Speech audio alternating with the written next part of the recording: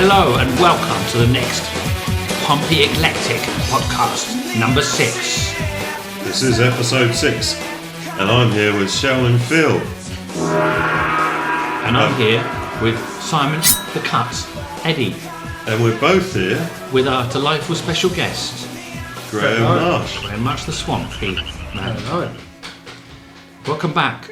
It's been a month, hasn't it, since our last get together. Hope you're all doing well. Looking well. Wow, that's a good segue, because sometimes you can look at our videos, sometimes you can just hear us. Yeah. Just for your audible pleasure. I'm glad you said it like that this time. Yeah. And now, today, we've decided our topic is going to be about poetry. Now, you might go, poetry's for dinlos, or not, actually the opposite of dinlos. It's for people with well-education. Phil did not pass English. But you know, it's not just for those posh types, isn't it? Poetry can be for dinlos too, like us. Yeah. So we thought we'd delve into the literary prosaic world of prose. I think Simon should take over. This is your idea. Your idea to do poetry. I'm like, what? Are we going to do something like cool? Well, poetry's cool. Come on. Can be cool. We're going to make it cool today. It is. It's just that you don't always realise it until you get older. Yeah, that's true. Mind you, there are lots of young people who are into poetry. Who? RTM people. Young people. So I said that really quickly. We're young. Young people. We are young. We're not young. We're nearly 50 now, all three of us. Say that. Now they won't like us. Okay, I think it's time to go into our golden nuggets. Ooh, golden nugget. So, every podcast, if you were not a regular listener, you won't know that I've delved into my cassette tapes of Yonder, and 30 years old these tapes are, and it's conversations usually with me and Simon when we were sitting on Portsmouth Hill, and I found another one. This is kind of ties in with today's topic, poetry, a little bit. You'll see why. It's only about 30 seconds, so here we go. Oh dear. Back to work soon, though. That's what's annoying me. But it's no longer than a day. I mean, far longer than a day. Oh shit, I'm much up. Feels like home. That's because you do it so often, come out here. Do you see the big ship today? Hurry up and give me that beer. Hang on. See that all road? You'll see when you put that back. What did? All that what we just said. Everything? Today? Or just then? Just then. Oh. Okay, and that was us talking on Portsmouth Hill about everything rhyming, and that brings us kind of to today, and we're talking about words that kind of go together that sound similar with different letters at beginnings and ends. What? That's what a poem is. I thought we were doing poetry. That's what a poem is. I thought it was just like you don't have to rhyme. Bat and cat. That's what I thought. No, you don't have to rhyme. Poetry's not always about rhyming. Oh, you don't. Oh, that's interesting. No. So there's poems that aren't rhyming. Yeah, loads of them. Wow, that should be called criming. Yeah. Crying with your So well, what? Thank you. So what? It was funny because I didn't even so prepare bad. that. I didn't prepare that or anything. It was funny because it was bad. So let's talk about poetry. Well, actually, we are all poets, aren't we? I grew up doing English. I was good at English. I mentioned a couple of pods ago. I did well in English and didn't do well in maths. So I did like a bit of poetry growing up. Although it's not the kind of thing you tell to your mates. You don't. I like Daffodils by Matey. Oh yeah. I wandered lonely as a cloud. Yes, and all that. They'd be like, "What? You're a beep." A word we can't say in this day and age. But we do like Marshy himself. I hear you're a bit of a poet. Yeah, I enjoy writing poetry. Have you always written poetry? Not always, but it's just something that goes into my head, and I need to get stuff out of my head. It's brilliant. Yeah, that's exactly why I write. It's definitely cathartic. Yeah, it's an outlet. us introvert types, we can't just run around and go, look at me, like you extroverts out there. So we have to find a different way to, like you say, get it out. And it onto paper instead of prancing about. It's pages instead of rages. It's anyway. Moving on. Yeah. So we've all been poets at some time or another. Yeah. I used to write poetry I used to write songs when I was a teenager, and all the way to my early 30s, and then suddenly, when I hit 33, I switched to writing poetry. Well, I don't know why. But you were such a good guitarist. Never wrote another song. Why did just you switched to poetry. Why did you give up the guitar? Because you were a brilliant guitarist. We're doing another pod about your musical abilities. Oh, really? And your Jimi Hendrix. Fetish. Yeah. And I got into writing poetry, and I've written a lot of poetry. 2 books worth, at least. No, I've got about 8 or 9, I think. Yeah. But and originally that started with at school, because I think I mentioned in our last podcast that I went down from the top sets in all the classes at school, and that included English. Wow. And in the top set they studied Shakespeare, so I didn't get to study Shakespeare. But in the second set we studied war poets, which was fantastic. I really enjoyed that. Wow. So it was actually a bit of a bonus getting knocked down a set. Yeah, I really didn't read enough of war poetry because I'm quite interested in history, and so maybe that's something I should get into, because I bet there's some amazing stuff. Yeah, it's very interesting. And the people people on the ready to go over the top, they do a little quick couple of stanzas before they face the guns. Well, the First World War was the war which had the most poets and artists involved in it. Yeah. So it was the first war that was really well documented from a creative perspective. Yeah. I can't imagine it. What you would have gone through, and then to be able to produce something like that. Yeah, nowadays you just scroll through some Instagram videos before doing that. You wouldn't just put pen to paper, and people don't do that. I don't ever see people sitting down with a notebook writing. I do that, and I get weird looks nowadays. Yeah, very rare. So everyone's just got their phones. I saw one person do it recently, and he was getting weird looks from everyone. Yeah. You sit there with a notepad, people think you're some kind of freak.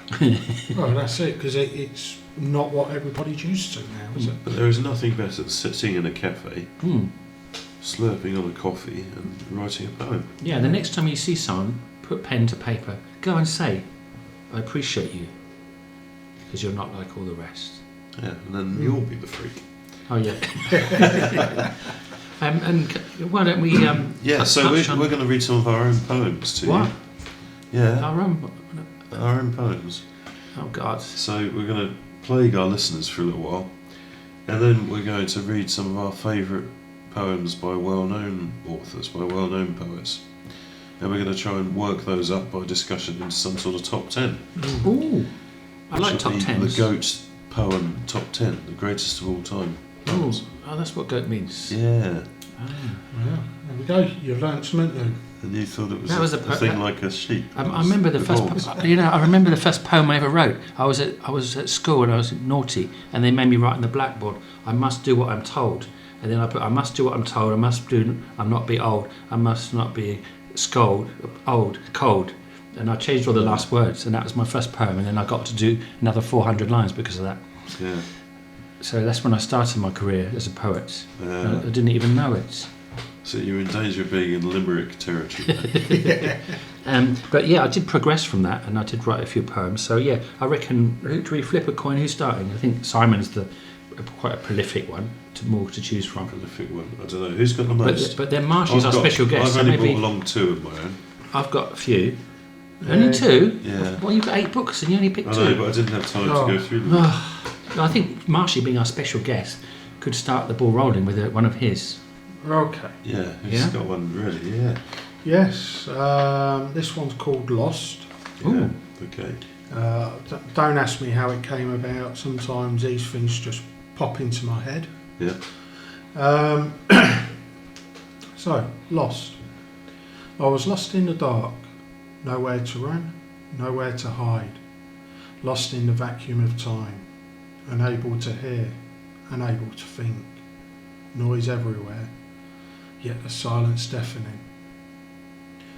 Lost with only my thoughts, then I saw, like an angel, looking in from a distance. Every pass she appeared closer, still unable to hear. The light got brighter from one moment to the next. My mind started to clear. I started seeing life as it was, as it should be. I was lost, but I'd now found my life. The silence was quiet, the noise gone. Wow. That was Great. excellent. Excellent, man. Yeah. Very, very visual. Awesome. Very, very profound. Thank you. Yeah. Yeah, that was really good actually. So it's always interesting when people write about angels because there have been an awful lot of songs and I suppose poems as well, which have been very popular because they've mentioned angels. Because people absolutely love hearing about angels. Yeah. But this sounded to me like that you met someone, you didn't find your place in the world, you were kind of, and then you Yeah. found someone that maybe your missus, or could even be. I don't know. It was. Yeah. And it made everything come, the stillness, it made everything come, because in silence there's the answer sometimes. See, the thing is, it's like when I write birthday cards or Christmas cards, whether it's to my children or to the wife, whatever. Yeah. I will sit there on my desk with this card, and I'll deliberately try to pick one. It's got no words in it. Oh, so you can write one in there. Then I just get the pen in my hand, and I just start writing, and it always turns out to be a poem. Wow, that's cool, man. Yeah, you got the gift for sure. I don't know where it comes from. It's like the hand just takes over. Yeah. Yeah. It is like it being a conduit. Yes. Any kind of writing is a bit like that, really. Like That's the it. thing is already formed Yeah. out there somewhere in the Yeah. ether, and you just become a conduit for it. Yeah. That's it. Because my way is I kind of outline it, and I have the characters in my head. I have this basic story structure, but then I let the characters loose into the story, and I kind of let them. It sounds weird, but I let them kind of guide the story. Yeah. But it just Run free. It just feels more organic. But you have to have some kind of writing a story. You obviously need this. But poem, that's the beauty of poetry, because it doesn't need to have any formal structure. It doesn't even have to rhyme, apparently. Yeah. So yeah, you're free to just. Yeah. It's just visual. Well, imagery. there are some formal structures, and there's a lot of theory behind it as well. Yeah. I think Stephen Fry edited a book about poetry, which I had a copy of. Yeah. But I never got around to reading it because it was just so in depth. Yeah, because there's. But I like the fact that I can make up the format myself and the structure. Yeah, just yeah. sort of There's- free form. There's lots of templates. There's the haiku, isn't there? Yeah, Was it 575? Yeah, and the And iambic there's- pentameter is the British one, the English one. Yeah, and there's the Shakespeare's sonnets, which is 14 lines or something. Yeah. They all make up their own rules. If you're a bard, you can do what you want. You can say, this is the sonnet now. This is what it is. You see, the thing is, you don't have to stick with one particular flow No, or one Yeah. particular style. you can invent your own. That's Exactly. You can just do whatever fits what you're feeling. Because Whatever feels natural to that individual, I believe. it's like a painting, you just go with the feeling. That's what any art is.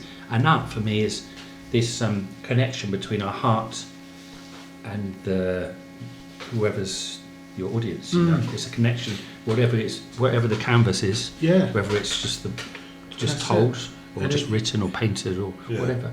Everybody's individual style.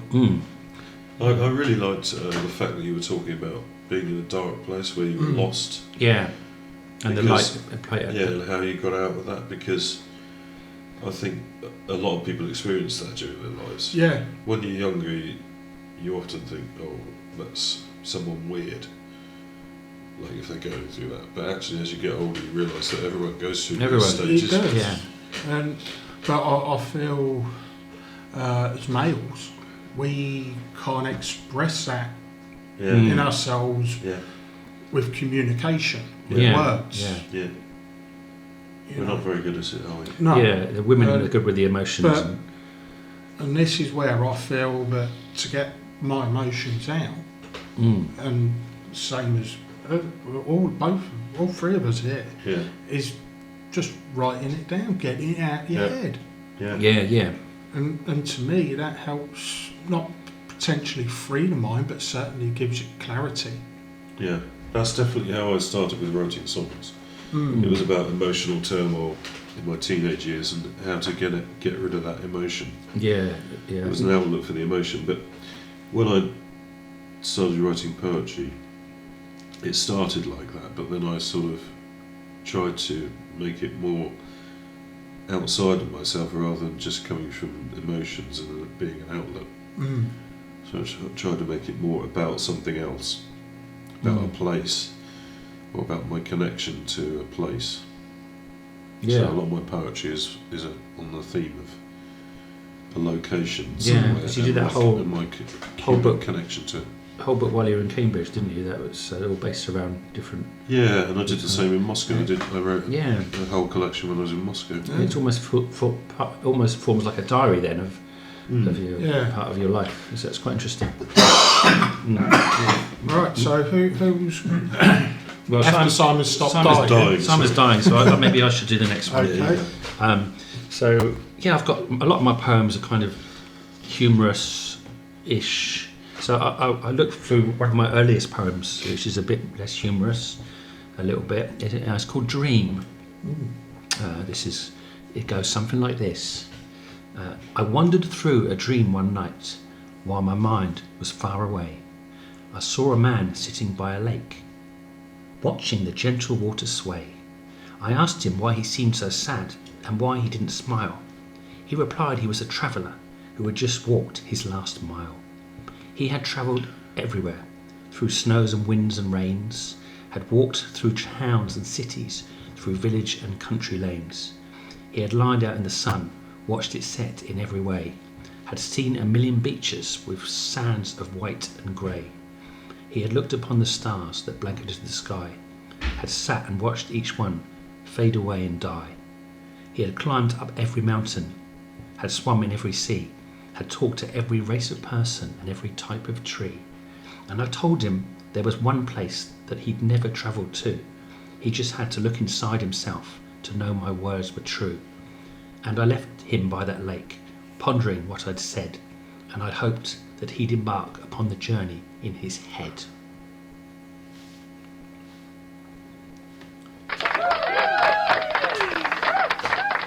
Very good. So it's just... Very good. Is it? Yeah. It was, yeah. So it's just about people that spend all their life externally, I guess. Yes. And don't look at the inside. I guess I was reading the Tao Te Ching around that time, which is like very, very inward looking. Is that like the I Ching? It's similar, yeah. Okay. All the Chings. But there's the Tao Te Ching, Taoism is quite interesting. I was quite interested in some of the philosophies because it's all about we don't really know anything. Everything we know is already inside us. So it's about finding this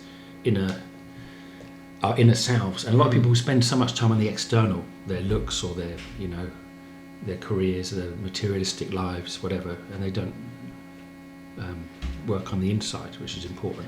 Yeah. I think. So that's it, really. Yeah. Do you have any views on that, Graham? It's a later Enjoyed it. it. Did you like it? You liked it, Yeah, yeah. it was very good. Is it? Yeah. My turn, is it? Well, Yes. I think Simon's go. Okay, right. What's this one about, Simon? This one is called Feeling Well Again. Do you feel well? You seem quite ill at the moment. I am, yeah. I've got a cold. So this is quite an apt poem. So here we go. That sense of wellness overwhelming, body feeling good, mind unsubjugated, oppression and latent injuries still to solidify. And our we here, our royal we, here, Emmanuel, and yet not. And yet I am, for my own self, alone, I am for my own self alone, alive and still, calm, still and alone. No relatives, no phone, reading basic memories of sanitation, calm, still and alone. Alone.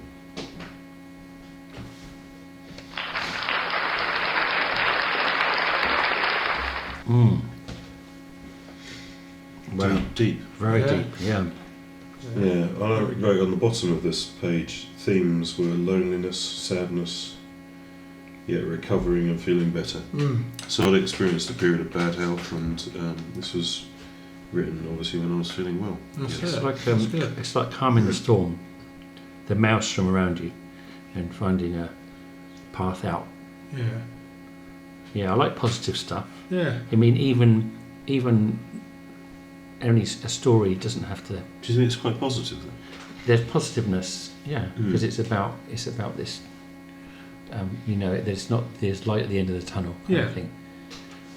You know, even I don't even need to be. It doesn't have to be positive. Maybe it's hopeful. Yeah.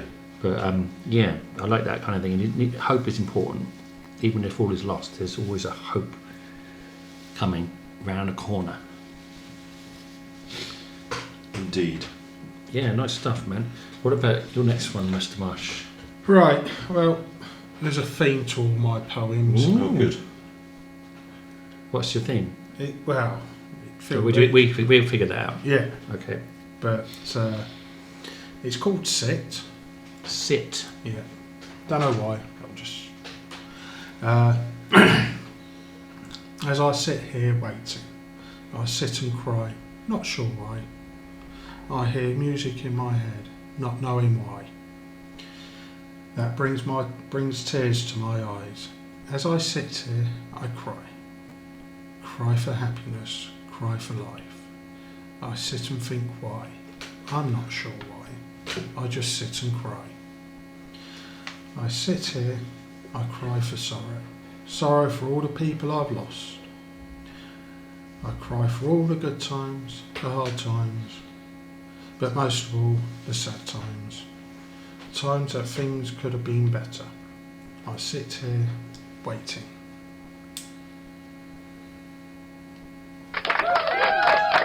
Very nice. Yeah.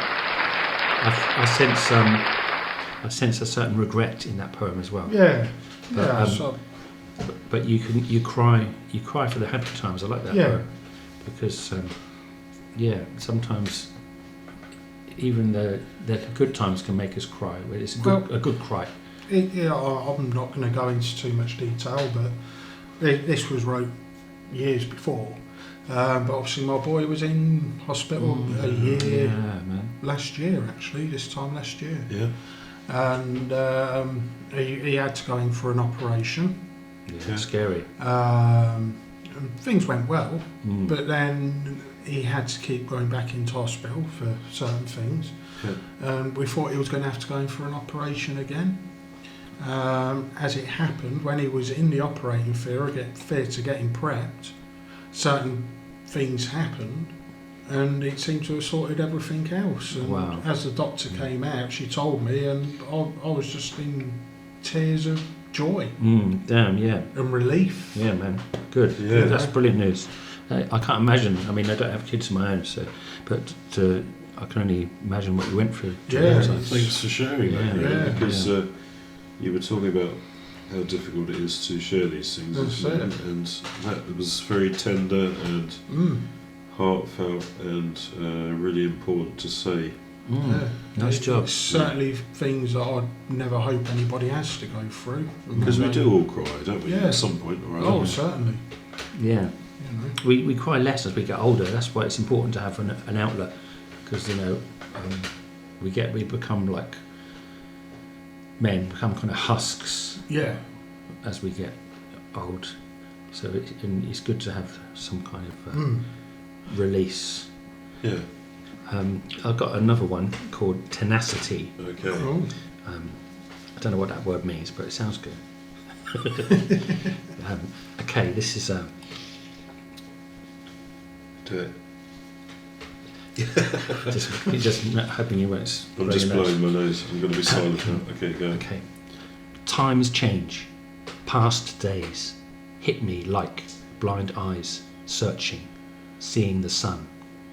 Those I remember, bittersweet ache deep inside, can't decide to stay or go, to hide or run. Mind and heart split, not so new. Life throws away all my faith and flips a coin for me and you. Hopes to burn, notes to earn, follow a dreamer across the gulf of uncertainty, someone you once knew. Demands made, stress engraved on mind and skin bone dry, never stop to think this is the end. Don't give in and fight their wars. Look within, you'll get the chance to try again. Maybe earn the wings to fly, my friend.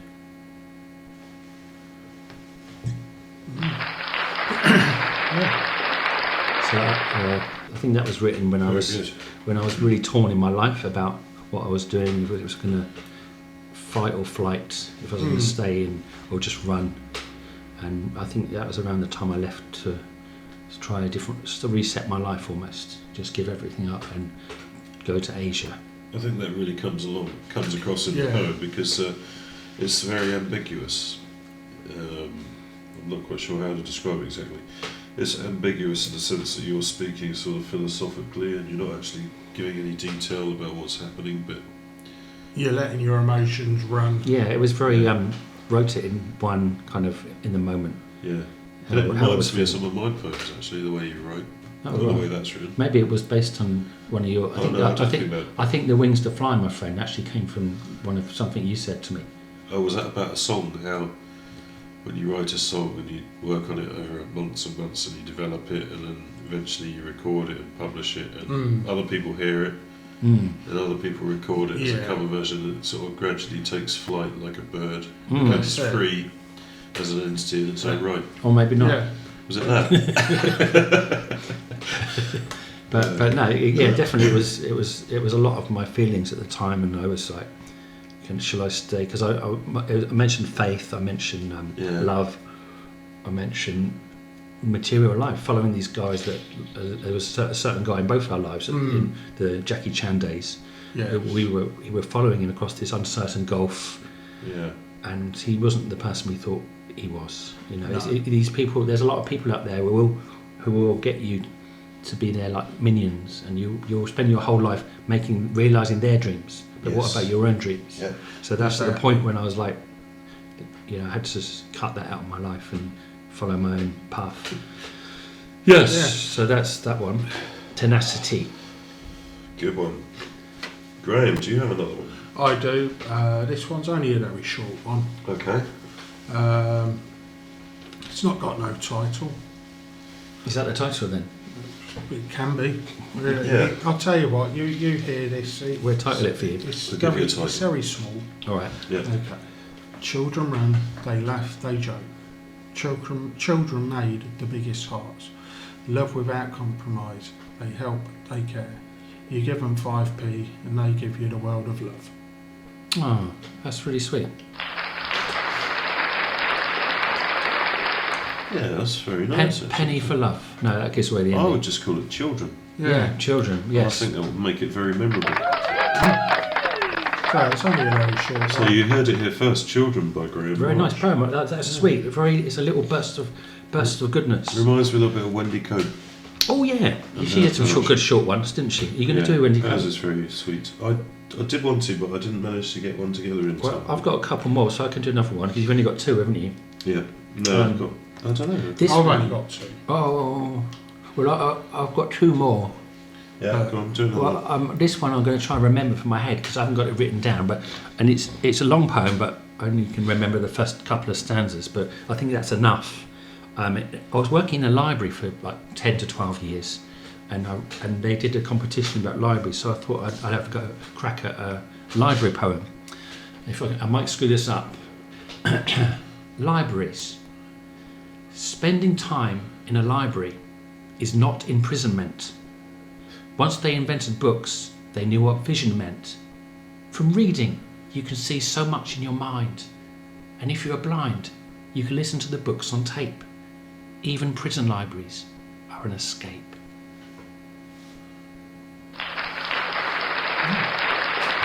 There's a lot more. It gets a bit offensive. It goes on about Stephen Hawking, and I'm better than him at talking or something. So I didn't include that. But I've just said it now. Oops. No, but I didn't win the competition because they said it was a bit naughty. Yeah, but I like that. Well, prison libraries are an escape. For anyone who doesn't know, the famous Stephen Hawking, cosmologist, God rest his soul. Yes, rest in peace. He lived in Cambridge. And I met him twice. Yeah. But kind of. I saw him once at John Lewis. In John Lewis. Yeah. Yeah. This is the best story I've got about Stephen Hawking, because I went to watch Inception in the cinema. Oh yeah. That's Christopher Nolan's film. Very good film. I was sitting there. I was with Peter, actually, my mate Peter, and I heard this like the Terminator or something behind me, and I looked round and there was Stephen Hawking. He was in the seat behind me, in a wheelchair. He was at the end of the row, sitting behind me, because I was at the end. And I looked round and I sort of made eye contact with him, and he was like with a little smile, and there was a big burly bodyguard with him, so I didn't do anything else. Bodyguard, really? Yeah, he had like a big guy with him, and it was Stephen Hawking. Oh, cool. And I tell everyone now, I watched Inception with Stephen Hawking because it sounds really cool. See, when I saw him in John Lewis, his power chair was facing the lift, so I was looking at his back. Yeah. But I saw a lady standing next to him. I thought, I'm sure I recognise that lady. And I couldn't figure out who she was. And then I realised I'd seen her on TV on a documentary about him, and she was his carer or his wife who was caring for him. There was someone that hit him. There was one of them hitting him, wasn't there? I don't know. Yeah, I heard a story. Anyway.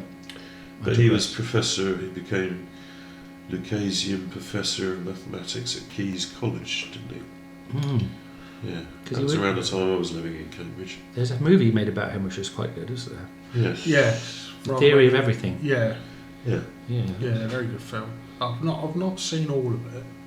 Yeah. Well, my other Stephen Hawking story was I went to the theatre because one of my work colleagues, an older guy called Mervyn, he actually used to be an actor back in his day, and he was actually played the train station conductor in the remake of Brief Encounter back in the 70s, and then he had this like itch to be an actor, so I kind of convinced him back into acting, and he started going to the local Shakespeare thing, and he got a role in, I think it was Hamlet, and I went to see him. It was great, and then Stephen Hawking was in the audience, so I thought that was all because of me. I convinced him to get back on tread the boards, and there you are. And Stephen Hawking watched him. That's a brilliant claim to fame. Not for me, for him, I mean. And anyway, let's get back to poetry, shall we? Yes. So. Right, I'm going to do another one. Here we go. This one is called Milton Lock. Basin half full, sharing shine, from the east, across the way, and in the lock, the gateless lock, mudlark, and out to tide, turns, cackling, brent geese, moorings, fishing boats, anchored down and hunkered up, a dry dock on their timber, trusses awakening, the whirling dervish of sand, the barnacle shred, just us with the looking of a mulberry harbour, iced forever in time. Wow. I love the visual. I love the ending particularly. Iced forever in time. That's brilliant. Wow, so this is about Milton Lock, which is nearby to where I live. Oh, right. So it's an old disused canal boat lock. Wow. There used to be a canal from Portsmouth to London, all the way from Portsmouth to London. And I think that was part of it at the Portsmouth end. Part of the route was out from Chichester along the coast, out on the ocean, on the sea. Wow. And then back in at Milton Lock, and then into the centre of Portsmouth. But it's really quite peaceful down there, quite serene. But not a lot going on down there. And there's a nice bench down there, nice little walk along the sea. And you can sit on the bench and look out to the harbour. And that's where you wrote the poem, I guess. That's what that was all about. Yeah, that's very good. it was about sitting with someone else and sharing that sort of companionship of just being with someone, not for any great length of time or any particular closeness, just another human being and sharing a bit of companionship. And the windy day, obviously, as well, because the whirling dervish of sand. And it was winter, because I mentioned ice at the Frozen, end. yeah. And the Mulberry Harbour is another feature of Portsmouth, which is an old type of dock system, concrete dock system, which was used, I think, in the Second World War. Wow. And there's one that's sunk out, was damaged and sunk out just off the coast down there. Oh. But it's like a little piece of history. They've left it in the water Wow. for everyone to see. Nice. And it's immortalised now in those words. Very nice. Yeah. Enjoyed that, man. Yeah, well done. Any more for any more? No, not now. I think I've gone through my ones at the moment. Shot your bolt. Yeah. Good man. Wow, well, that was quite interesting. I think we could leave it there, move on to our Yeah. Okay. our next... Let's hear from some real poets now. The amateurs have had a go. the amateurs had a go, you know. So let's go on to our golden thread.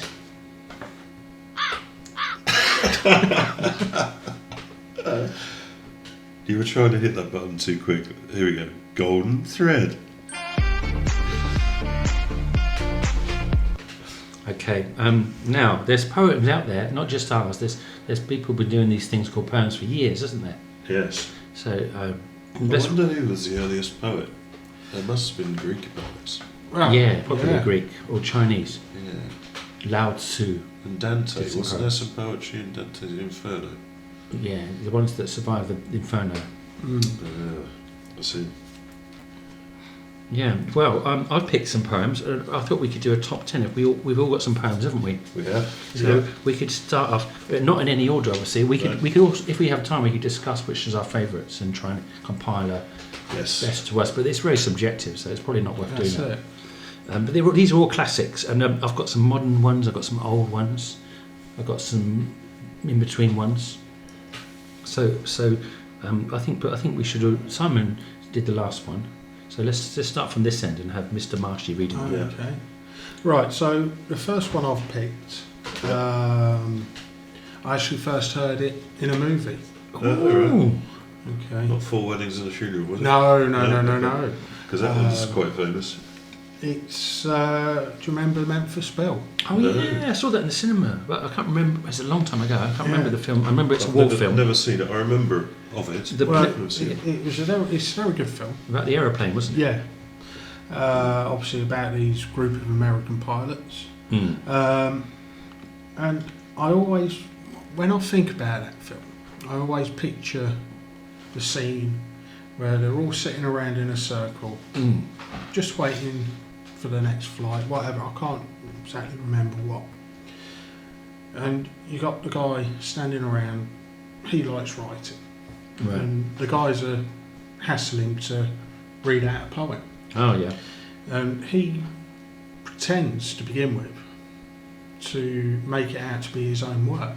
Oh right. It isn't until the end when he obviously realises. So this is a poem from William Butler Yeats. Wow.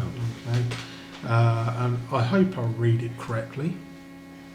An Irish airman foresees his death. That's what it's called. I know that I shall meet my fate somewhere among the clouds above. Those that I fight, I do not hate. Those that I guard, I do not love. My country is Kiltartan Cross.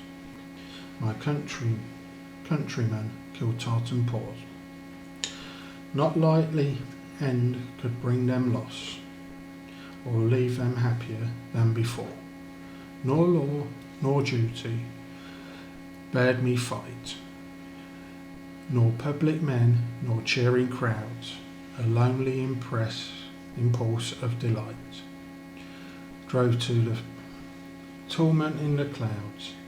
I balanced all, brought all to mind. The years to come seemed wasted breath, a waste of breath, the years behind. in balance with life, this death. Wow. It's kind of it reminds me of like ready for whatever happens if you die. Yeah. You've lived. You acknowledge this could be your moment, your final moment in the clouds. Yeah. But it's quite powerful. It's just what I've probably mucked that up completely. No, it's and good. I do apologise for all the listeners out there. But it's just one that I don't know why, it's just always stuck in my head ever since I've seen that film. It's quite poignant, I think. Yeah. I like the words torment in the clouds. Yeah. So it really sums up what they must have been going through before they got into these, what was it, B-52 or something? Yeah, that's what it was, yeah. Yeah, hell on earth, really. It's because the tail gunners invariably got shot, didn't they? Yeah, and the ones on the All belly bombers. as well. Yeah. I can't remember what that was called, but Yeah. it's must have been hell on earth. Yeah, God, yeah. I have to watch that film again now. Yeah. Yeah. Right. Excellent. Okay, Young Phil. there's another one poem is quite inspired me over the years is by Robert Frost, and it's called The Road Not Taken. And Robert Frost lived from 1874 to 1963. I'm not sure exactly the year he wrote this one, but it's one of those poems that's resonated with me in my life, because my life's been quite many decisions and big changes. So, The Road Not Taken. 2 roads diverged in a yellow wood. What?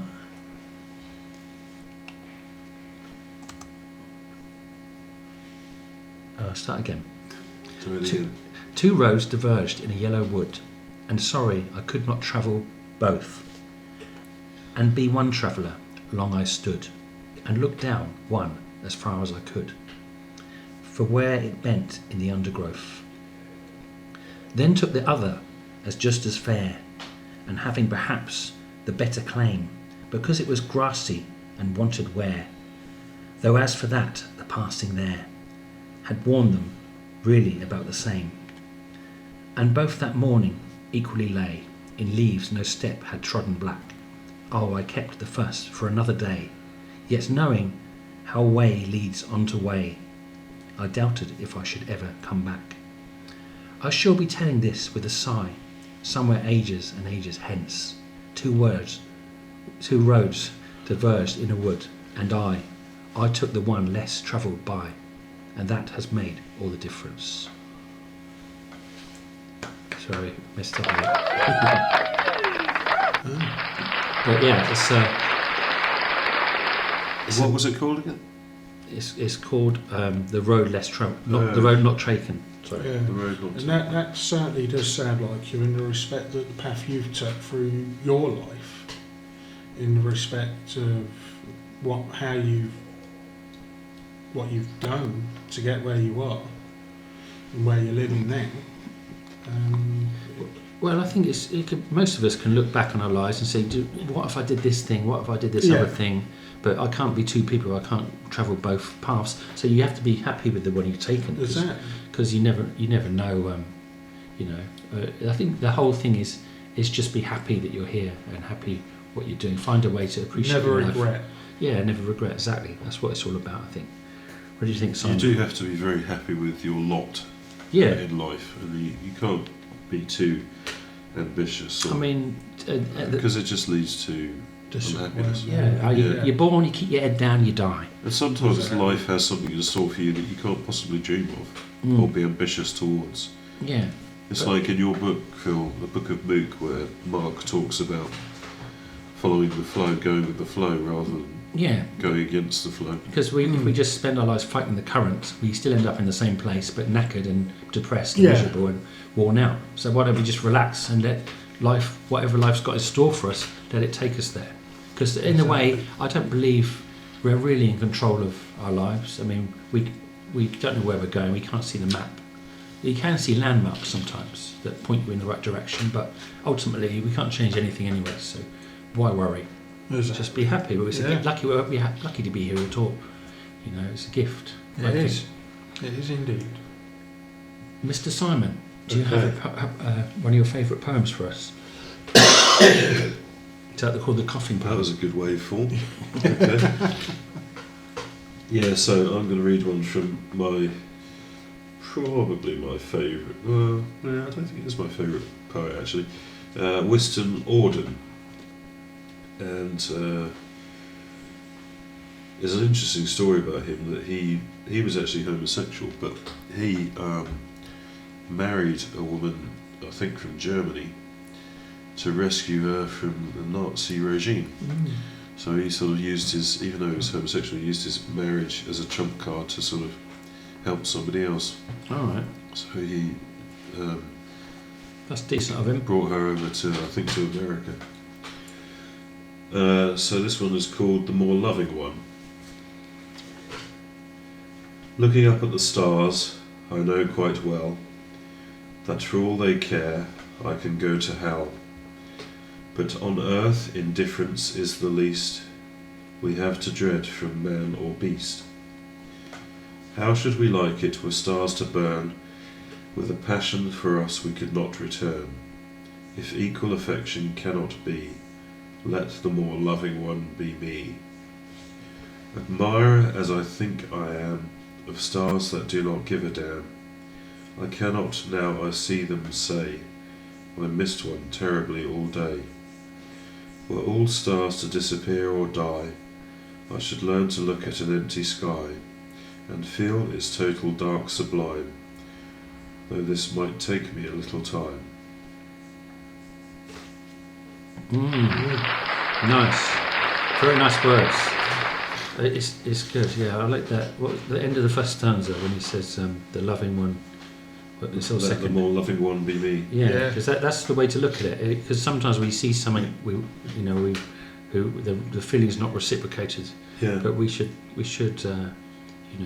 It really epitomises love in a relationship for me. Yeah. It does. yeah, it's nice. And I always, because I do a bit of public speaking now, and I often pull out a poem or two, and this is one that I use quite a bit. Yeah, I've never heard that poem. But I only read the first two verses. Yeah. Yeah. I only read the first two because I always think it's a bit arrogant of me to say it when Eldon is like a genius poet, but I always think he should have stopped after the second one. He'd be like, Exactly. Cha-ching. I think he should have stopped after Let the More Loving One Be Me, because I think that was yeah, that's such a great line. Yeah, sometimes it's like Stallone. He wrote Rocky, and he did that ending where he killed himself, blah blah blah. But then they said just end at the fight where Adrian hugs you, and just cut freeze frame, and same with Cinema Paradiso. He had a longer ending. Just end at the right moments. You've got to know when to end your art. Because sometimes you don't know, because you're the people, the observers. Sometimes always listen to your critics, because sometimes they've got good comments to make. Exactly. Marshy, you have one more? Yeah, I've got one more. So this is number 4 of our top 10. Only one. Yeah. I've So got this two is left. We've got to have 10. This is top 10. Okay. okay, but this is my last one at the moment. Yeah. So it's called If. Oh, by If. Kipling. Brilliant poem. If you can keep your head when all about you are losing theirs and blaming it on you, and if you trust yourself when all men doubt you, but make allowances for doubting too, if you can wait and not be tired of waiting or being lied about, don't deal the lies, or being hated, don't give way to hating, and yet don't look good nor talk too wise. If you can dream and not make dreams your master, if you can think and not make thoughts your aim, if you can meet with triumph and disaster and treat those two impostors just the same, if you can bear to hear the truth you've spoken, twisted by knives to make a trip of force, or watch the things you give your life to broken, and stood and blind 'em up with worn out tools.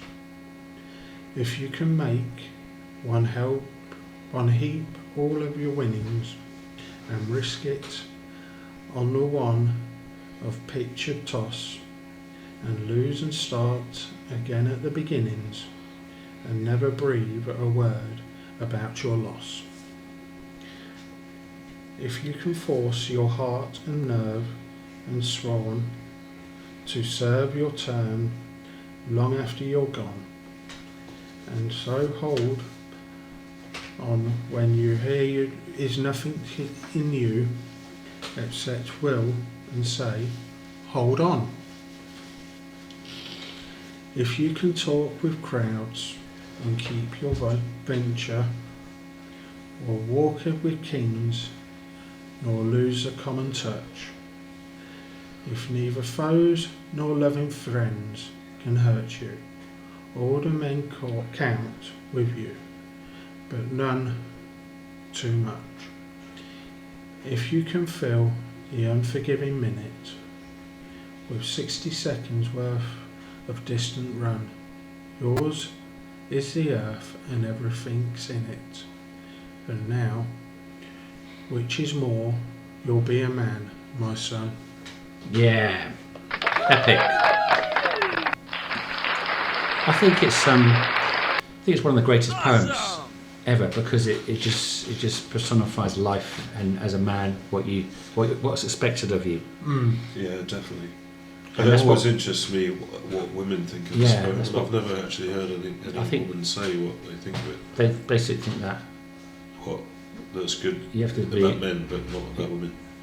No. Or is it about humans in general? Exactly. Could be. Yeah, we're living in an equals world now. But it's good. Yeah, Keep it's thinking. brilliant. I love his books as well. I like his Jungle Book. Undeniably one of the best poems ever written. Yeah. I think. Okay, I'm going to lighten the tone a little bit and have a bit of John Headley.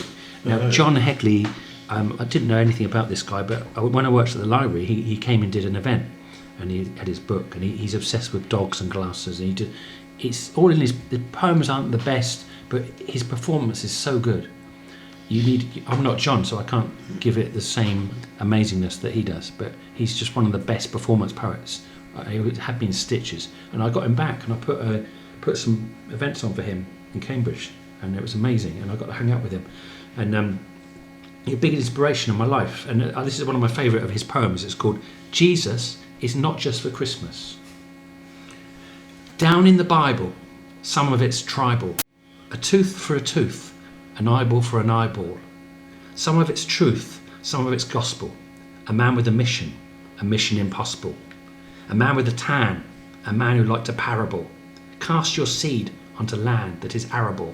A stony field, and the yield will be terrible. Born in a manger, born into danger. Don't take gifts from any old stranger, especially if it's gold. Especially if they say you've been specially selected and they found your address by following a star. With a couple of mates who've got gifts as well. Unusual gifts. Just tell them thanks, but no tar. He had a staff to help him with his walking. He had his staff to help him do the talking. He had his path, it never had a fork in. He made a lot of sandwiches, and none of them had pork in. If you had a party, he knew how to cater. He could feed a party with the one potato. Don't go thanking me, mate. Credit the creator. The wine's all gone, son. Don't you worry, mater. Let me have that water for a moment, would you, waiter? Treated like a criminal, flattened in a hymnal. What the men'll do, maybe the women'll do. A proper dad, he never really had one. It's not on file if the child was a glad one. No trial for whatever it was the lad done. If that's a Good Friday, I wouldn't want a bad one. I like that one. It's brilliant, John Headley, I love it. Yeah. Check him out.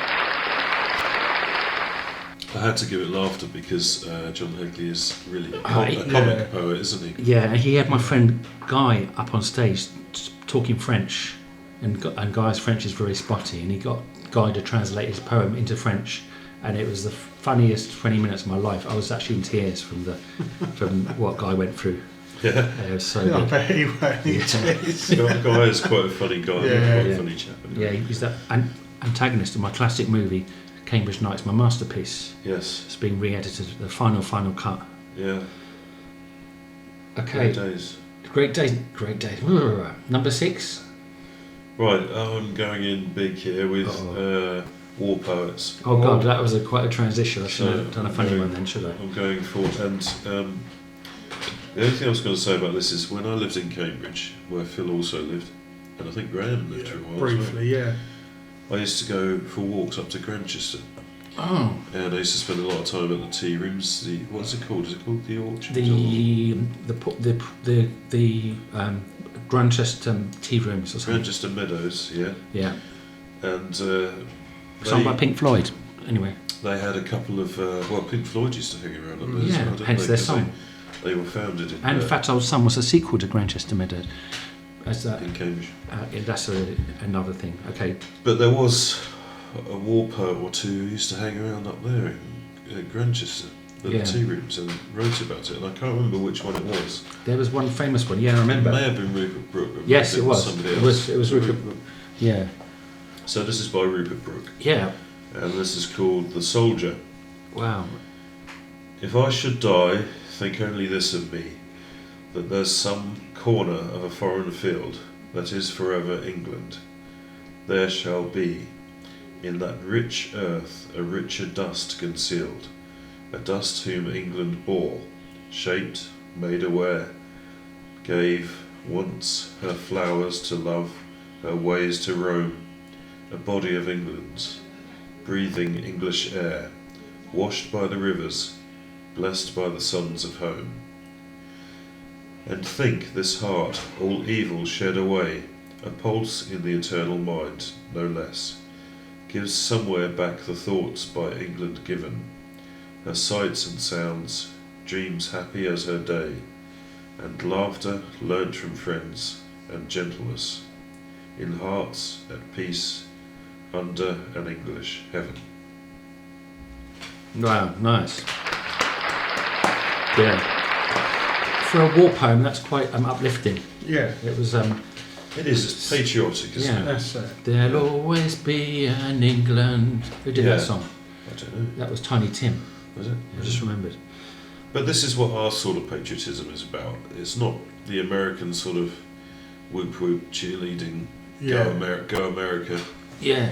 go loud and go It's, proud. yeah, it's not like that. Our sort of patriotism is more sort of sombre, Mm. a bit kind of poignant. More refined. Yes, I'd like to think I so. would say so, yeah. So, Yes. that really sums up patriotism for me, Mm. I think. Wow. Oh, well, I guess you've had you've I've- done yours. I've- Well, yeah, sadly. I'm going to go with some William Blake because Yeah, he's go always for been a it. favourite of mine. This Do is it quite to a us. short one-ish, and it's a very famous one called Poison Tree. And yeah, I just like it. Not for any particular reason, but here we go. I was angry with my friend. I've told my wrath did end. I was angry with my foe. I told it not. My wrath did grow, and I watered it in fears, night and morning with my tears, and I sunned it with smiles and with soft, deceitful wiles, and it grew both day and night, till it bore an apple bright, and my foe beheld it shine, and he knew that it was mine, and into my garden stole, when the night had veiled the pole. In the morning, glad I see my foe outstretched beneath the tree. Very good.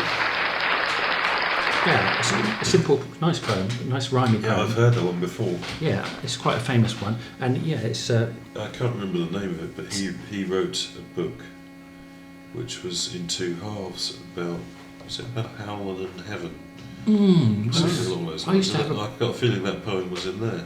yeah. I could I be had a wrong. big book of all of his works. I can't remember the names of his individual tomes, but I like that because it's just about communication. Because we and again, I'm against segregation. You know, I think if we just bitch about other people and don't fess up, even if we're so-called foes, then it just poisons ourselves, really. Oh yeah. So It's like the saying, "The problem shared is a problem halved," Exactly. yeah. which is an English saying. But So- there's also a similar one in Russia, which is about if you have a problem, they say you should tell it to running water. I don't know why, but Because then it will flow to it will the flow away, I suppose. maybe. But yeah, it's important to share problems rather than just barricade ourselves off and fire missiles at each other. Yeah. There's always a solution that doesn't include violence, hopefully, but it doesn't seem to always be the case. No, quite. Hence the war poetry. Yeah. But I think we got one more from Simon again. Yeah. I do have one more. Number 8. That means you've got to do one more each after this one. Well, if you want to, yeah. I've got another John Hegley because I love him. I'm going to go in big now. Oh God, you went big last time. I do go in big, yeah. Yeah. I'm going to go in big with a Sylvia Plath. Oh wow. So I should have thought of Sylvia. And a Didn't she kill herself? fascinating woman, she did. Yeah. She was married to Ted Hughes, That's who right. is my favourite poet and was poet laureate. So where's his poems? I didn't bring one out because there are so many to choose from, and I don't really have one that stands out above the rest. All I remember is Sylvia Plath's last book, I think, called The Bell Jar. The Bell Jar, that's right. That was very depressing. Oh, I've never read it, but yeah, I've heard it's not great. Yeah. But, yeah, I used to live in Primrose Hill, and they both lived Yeah. together in Primrose Hill. And there's Oh, a really? house Did that I you used see to walk that? past with a Yeah. plaque on the wall. Sylvia's plaque. Yeah, but there's a place on the little bridge at the top of Camden, which goes over to Primrose Hill, which Did you write any Hughes. poetry there of yourself? I did, yeah. Oh, we'll have to hear some Which of that Ted another Hughes time. wrote the poem about finding a fox cub, tucking it into his jacket and taking it home. And that was on that bridge where he found that fox cub. Was it a dead one? Did he No. eat it? No. By the way, if you like poems, and that means you're still listening, so if you'd like some more poetry pods, let us know. If you're bored, just put yawn in the comments. I don't know why he shouts into the microphone sometimes, because I have Because to. I've got to wake people up. I have to mix it down anyway. What you got to say there, Phil? So, but they were married, obviously, and after she committed suicide, there was a house around the corner from there, actually, where she committed suicide. And I walked past one night, and I could see down into the kitchen, which is in the basement, and I could see the cooker there, and I thought, oh my God, I wonder if that was the cooker. where she same killed- stove. She killed Could herself be. with the cooker. Could be. Wow. But yes, after she died, Ted Hughes was blamed by a lot of people for her death, Well, if he was because their relationship became yeah. a bit of a torment, and yeah, he couldn't have helped towards it by the sound of it. and I think they were separated or divorced when she killed herself. Wow. But I think what you have to do really, when you're apportioning blame in that relationship, is to look at her father, Oh yeah. because her father was a devout Nazi. Bloody really? hell. And I think he was quite a high-ranking Nazi, as I understand it. So, and this poem is about her father, and it's called Daddy. And it's quite difficult to read because you have to do it angry, really. I'm not sure I'm going to do it angry. Try your best. The best one, if you can find it, is from American Poetry Slam of some kind. It's on YouTube somewhere. Yeah. There's a young girl, I think it was a young black girl, reading Daddy by Sylvia Plath, and she does it just like that, really angry, and it's fantastic. Wow. Such a powerful poem. So here we go. It's quite long. So this is Daddy by Sylvia Plath. You do not do any more black shoe, in which I have lived like a foot for 30 years, poor and white, barely daring to breathe or chew. Daddy, I have had to kill you. You died before I had time. Marble heavy, a bag full of God, ghastly statue with one grey toe, big as a Frisco seal, and a head in the freakish Atlantic, where it pours bean green over blue, in the waters of beautiful now set. I used to pray to recover you. Ach, do. in the German tongue, in the Polish town, scraped flat by the roller of wars, wars, wars. But the name of the town is common, my Polack friend. Says there are a dozen or two, so I never could tell where you put your foot, your root. I never could talk to you. The tongue stuck in my jaw. It stuck in a barbed wire snare. Ich. I could hardly speak. I thought every German was you, and the language obscene. An engine, chuffing me off like a Jew to Dachau, Auschwitz, Belsen. I began to talk like a Jew. I think I may well be a Jew. The snows of the Tyrol, the clear beer of Vienna, are not very pure or true. With my gypsy ancestress, and my weird luck, and my tarot pack, I may be a bit of a Jew. I have always been scared of you, with your Luftwaffe, your gobbledygoo, and your neat moustache, and your Aryan eye, bright blue. Panzerman, oh you. Not God, but a swastika, so black no sky could squeak through.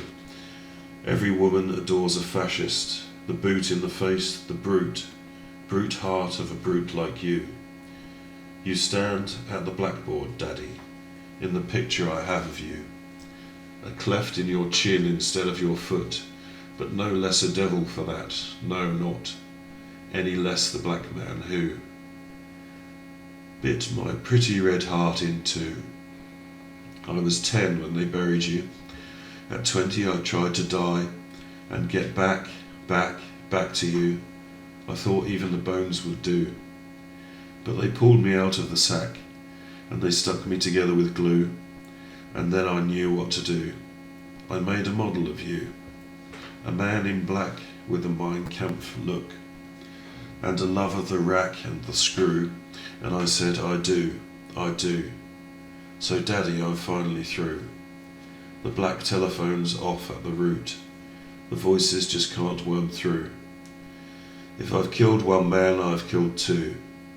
The vampire who said he was you, and drank my blood for a year, 7 years if you want to know.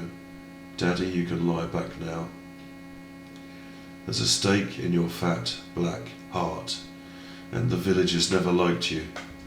They are dancing and stamping on you. They always knew it was you.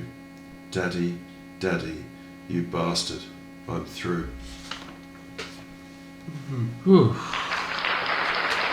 Wow. Yeah, Now that was heavy, wasn't it? it was. Yeah. God, I wonder what he put her through. Quite screwed up. Yep. Can't imagine what she went through. Well, I think he brutalised her, Yeah.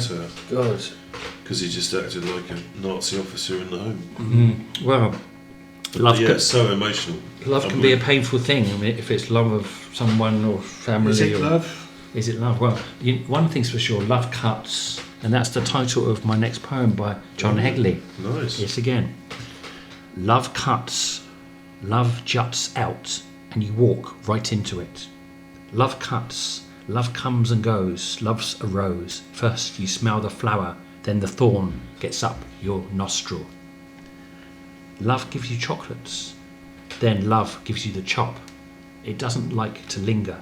Love cuts, love shuts up shop and shuts it on your finger. Love cuts, what isn't very nice is, love leaves you in slices. Love cuts, love's very sharp, a harpoon through an easy chair, a comb of honey in your hair. Just wait until the bees come home and find you just relaxing there. Love cuts, love's claws evacuate that heart of yours and leave it on the sleeve it wipes its nose on. Love cuts, love guts the fish of what you wish for and leaves it in the airing cupboard. Love cuts, love huts fall down as all the walls get falser. Love cuts, love struts around on stilts of balsa wood. Love cuts, love gives you a sweeping bow, then ploughs a furrow deep above your eyebrow. Love cuts, love curtsies, then nuts you where it really hurtsies.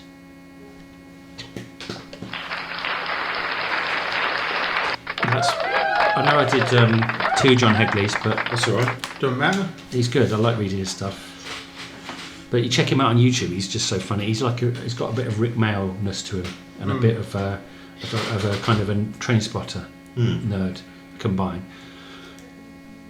Yeah, interesting. Because I'm not really a fan of John Hegley, but I know you're a big fan, aren't you? Yeah, you have to watch him. Once you see him, then you'll like him. Yeah. He's brilliant. That was 9. Have we got another one, or is that it? Have we got one more, Marshy? I haven't. We need to attend the poem. Someone look up Wendy Cope quickly, because there's a brilliant poem that she wrote about falling in love and realising when you're halfway back across the bridge. Wendy Cope. And if you can find Bridge. that one, write something about love, bridge. 'Cause that was... After the lunch. Yeah, that might be it. That was a fantastic poem. Shall I read it? Yeah, if you can find it. Yeah, this is it. Go for it. It's quite short, I think. On Waterloo Bridge, where we said our goodbyes, the weather conditions bring tears to my eyes. I wipe them away with a black woolly glove and try not to notice I've fallen in love. On Waterloo Bridge, I'm trying to think. This is nothing. You're high on the charm and the drink, but the jukebox inside me is playing a song that says something different. And when was it wrong? On Waterloo Bridge, with the wind in my hair, I am tempted to skip. You're a fool. I don't care. The head does its best, but the heart is the boss. I admit it before I am halfway across. Yeah, Wendy Cope. She's another really, really brilliant poem. Yeah. She's excellent, yeah. I think she. I love the way that poem builds up. It's so sweet and tender and simple about love, but it builds up, and then there's a killer end line. So those are 10 of our favourites. Why don't you comment about your favourite poems in the comments, if you've got comments and it's on YouTube. Yeah, if you're on a channel that has comments. Yeah, if not, then send us an email. Look up our email and email us. What is our email? It's on all the. It's on It's on, YouTube. it's All on right. the what's It's at the top on the info. Pompey Eclectic. Email. Madman.com. So let's do a quick summing up. Yeah, you do it today, then. Yeah. Do I? Well, you're the special guest, Marshy. No, I wouldn't want to take the take the stress away from it. Oh, it was brilliant. We talked about our favourite poems and shared some of our own penmanships. And we've done some other stuff. I mean, Simon's written some books. I've written a book and some scripts. And Marshy's got loads of mysterious poems of his own to still yet to be shown to the world. So together we could always do some more of these if you feel like it. If not, we can do other things. But Within reason. Within reason, yeah. Yeah, so if our listener is interested, maybe they could just send a comment about what they'd like to hear. Yes, please just get in touch because we love hearing from you. And tell one of your friends as well about us. Tell your friends about us. Two listeners at Pompey Eclectic. Yeah, and then we might do some even better things where we've got more of an audience and we can, grow into a monster. Yeah, a monster. Exactly, we can even do that, can't we? Grow into a monster. And nice. Yeah, so thanks again for listening or watching, and we will see you on the next pod, which is going to be about Pompey. Pork pies, I thought you were going to say. Pasties. What is it And, going to be about? Comedy duos. Comedy duos. Comedy duos. Our favourite comedy duos of all time. Mostly British ones, I think, but we might sneak in a couple of Americans. Yeah, maybe.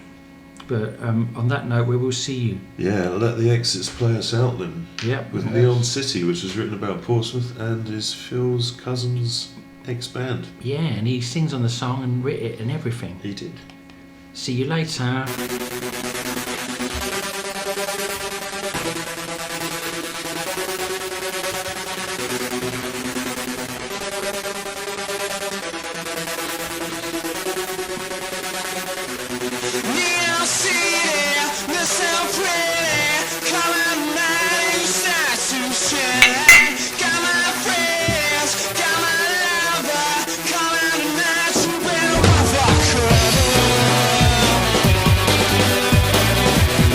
Cool.